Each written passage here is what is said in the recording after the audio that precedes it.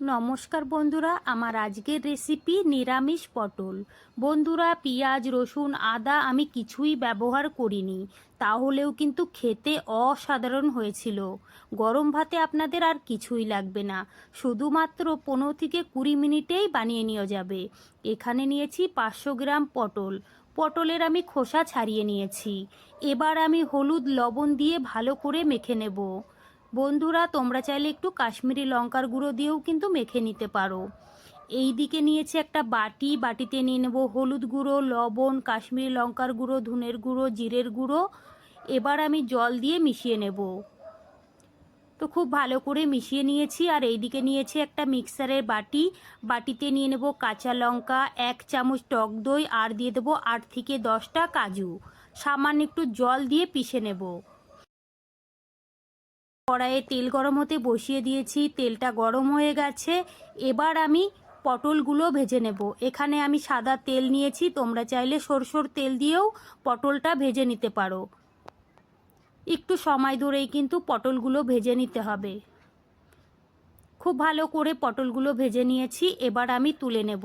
বন্ধুরা, কড়াইয়ের তেলেই কিন্তু আমার রান্নাটা হয়ে যাবে, এখানে কিন্তু আর এক্সট্রা কোনো তেল ব্যবহার করব না। এবার দিয়ে দেবো গোটা গরম মশলা, তেজপাতা, হালকা করে ভেজে নেব।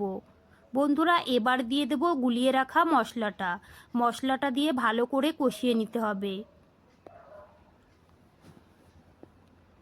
2 মিনিট সময় ধরে খুব ভালো করে কষিয়ে নিয়েছি।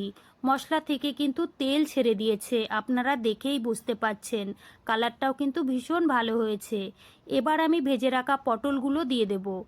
1 থেকে 1.5 মিনিট সময় ধরে ভালো করে কষিয়ে নেব। খুব ভালো করে কষিয়ে নিয়েছি। এবার আমি পরিমাণ মতো জল দিয়ে দেব। নাড়াচাড়া করে ঢেকে রাখতে হবে 5 থেকে 6 মিনিটের জন্য। 5 মিনিট ঢেকে রেখেছিলাম, এবার আমি ঢাকনাটা তুলে নেব। আবার একটু নাড়াচাড়া করে নিতে হবে। বন্ধুরা, এবার আমি বেটে রাখা কাজুর পেস্টটা দিয়ে দেব। আবারও কিন্তু নাড়াচাড়া করে মিডিয়াম গ্যাসে 2 থেকে 3 মিনিট রেখে দিতে হবে। বন্ধুরা, একবার হলেও কিন্তু এইভাবে নিরামিষ পটল বানিয়ে খেয়ে দেখবেন। সত্যি বলছি, খেতে অসাধারণ হয়েছিল। আবারও 1.5 থেকে 2 মিনিট আমি ঢেকে রেখেছিলাম।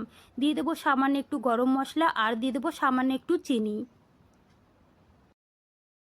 গরম মশলা আর চিনিটা দিয়ে আবারও ভালো করে নাড়াচাড়া করে নিয়েছি। দেখুন বন্ধুরা, কালারটা কিন্তু ভীষণ ভালো হয়েছিল। গরম গরম ভাত রুটির সঙ্গে খেতে কিন্তু অসাধারণ লাগবে। এবার আমি গ্যাস অফ করে নামিয়ে নেব। বন্ধুরা, আমার রেসিপি কেমন লেগেছে কমেন্ট করে জানাবেন। ভালো লাগলে বন্ধুদের সঙ্গে কিন্তু শেয়ার করতে একদম ভুলবেন না। আর রেসিপিটা বাড়িতে বানালে কমেন্টে আমাকে জানাতে একদম ভুলবেন না। চলুন তাহলে ভিডিওটি আমি এখানেই শেষ করছি। আপনারা সবাই ভালো থাকবেন, সুস্থ থাকবেন।